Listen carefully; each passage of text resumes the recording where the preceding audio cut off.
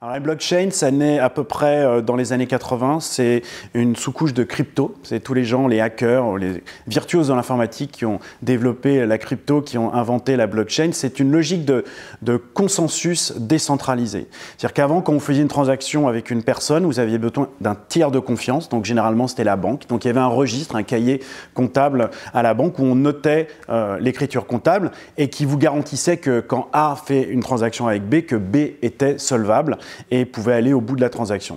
Et ça, c'est la banque qui garantissait cette transaction. Et donc, s'il y avait un problème, un DOL, eh bien, on se retournait vers la banque. Aujourd'hui, quand A veut faire une transaction avec B, cette transaction, elle est broadcastée, comme on dit. Elle est diffusée sur une centaine de milliers d'ordinateurs qui sont une centaine de milliers de registres comptables, comme le cahier comptable qu'il y a à la banque. Et on va voir si ces registres valident la transaction, c'est-à-dire que si vous êtes solvable ou pas, si historiquement vous êtes allé jusqu'au bout de vos transactions.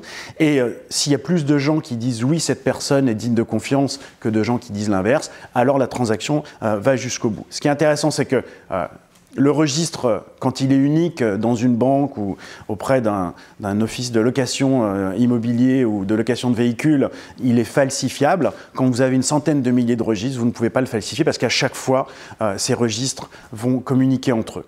Et il y a une totale transparence des écritures dans la blockchain, là où quand il y a un seul cahier comptable, il n'y a pas de transparence possible.